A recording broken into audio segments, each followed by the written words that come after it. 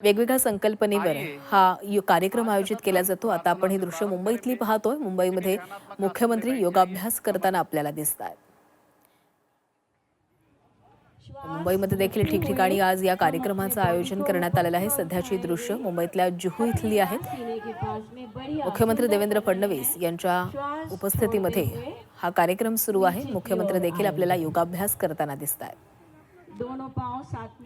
आज 12वा आंतरराष्ट्रीय योग दिन आहे आणि त्या निमित्तानं आज देशभरामध्ये योगाभ्यास कार्यक्रमाचं आयोजन सुरू आहे. हे सध्याची दृश्य मुंबईतल्या जुहू बीचवरची आहेत.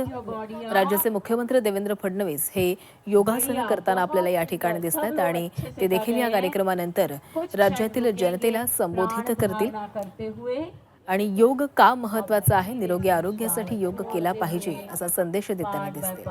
एक एक मणका उतारते हुए नीचे. वंडरफुल. अभी हम शलभासन निरोगी वृद्धत्वासाठी योग ही यंदाची संकल्पना आहे. बॉडी के नीचे आज देशभरामध्ये विविध कार्यक्रम होत आहेत.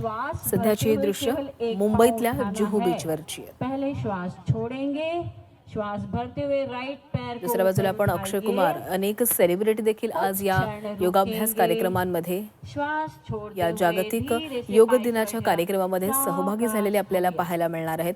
खरं तर या सेलिब्रिटीजना फॉलो करणारे अनेक जण असतात, अनेक जण त्यांचे चाहते असतात. त्यामुळे अशा दिनी जेव्हा सेलिब्रिटीज या कार्यक्रमांमध्ये सहभाग घेतात तेव्हा त्यांच्याद्वारे या सगळ्याच त्यांच्या फॅन्सपर्यंत, जनतेपर्यंत या योगाचं महत्त्व पोहोचवण्याचा प्रयत्न केला जातो. अब हम शवासन का आजचा हा 12वा आंतरराष्ट्रीय योग दिन आहे. भारतामध्ये प्राचीन काळापासून शारीरिक आणि मानसिक स्वास्थ्यासाठी योगाभ्यास केला जातो.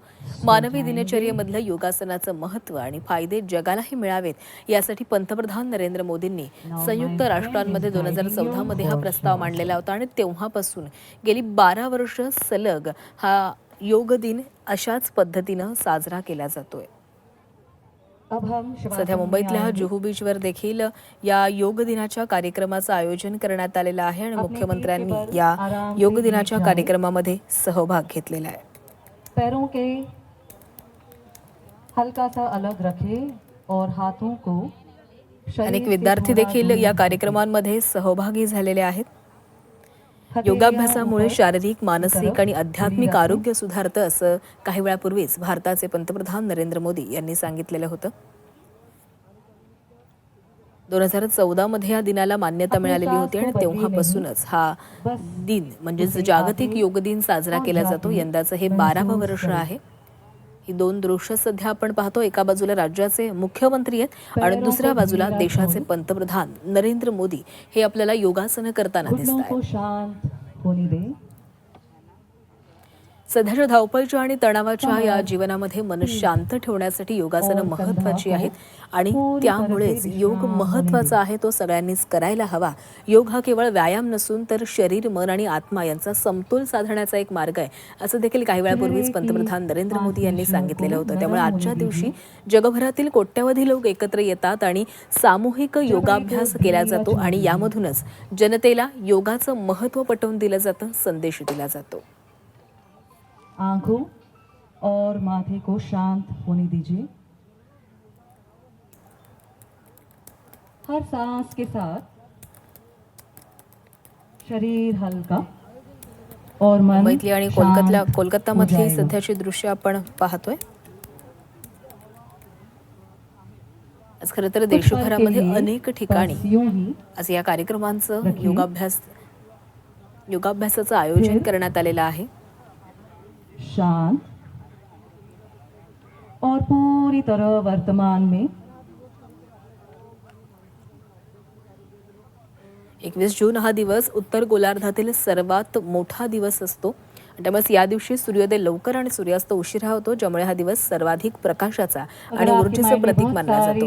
योग संस्कृतीमध्ये या काळाला आध्यात्मिक दृष्टीने एक अत्यंत महत्त्वाचं मानलं गेल्यानं हा दिवस योग दिनासाठी निवडला गेला. 2014 मध्ये याचा प्रस्ताव ठेवण्यात आलेला होता. या प्रस्तावाला मंजुरी मिळाली आणि त्यानंतर दरवर्षी 21 जूनला हा योग दिवस म्हणजेच जागतिक योग दिवस साजरा केला जातो. जुटे रहिए। या खरं तर दिनाचं एकच महत्त्वाचं उद्दिष्ट आहे, ते म्हणजे आधुनिक आणि या सध्याच्या धावपळीच्या युगामध्ये वाढणाऱ्या ताणतणावावर कशा पद्धतीनं आपण मात करू शकतो, आपण योगाच्या पद्धतीनं मात करू शकतो, आपली जीवनशैली ही सुधारू शकतो, हा संदेश देण्यासाठी खरं तर हा योग दिवस साजरा केला जातोय. मधली आपण दृश्य पाहतोय, उत्तर प्रदेशचे मुख्यमंत्री योगी आदित्यनाथ यांनी देखील या योगाभ्यास कार्यक्रमामध्ये सहभाग घेतलेला आहे.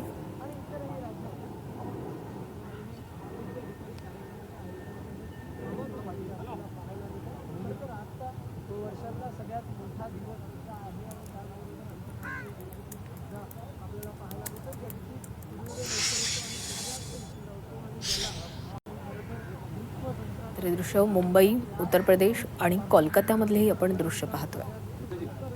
यंदाचा हा 12वा आंतरराष्ट्रीय योग दिन आहे.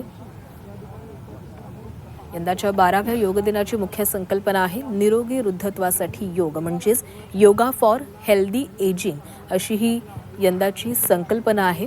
वाढत्या वयासोबतच येणाऱ्या शारीरिक मर्यादांवर मात करून आपण ज्येष्ठ नागरिकांना सक्रिय, स्वावलंबी आणि मानसिकदृष्ट्या आनंदी जीवन जगण्यासाठी योगाभ्यास कसा मदत करतो हे यंदाच्या या संकल्पनेमधून सांगितलं जाते आणि याच विषयावर यंदाच्या संकल्पनेमध्ये विशेष भर देण्यात आलेला आहे.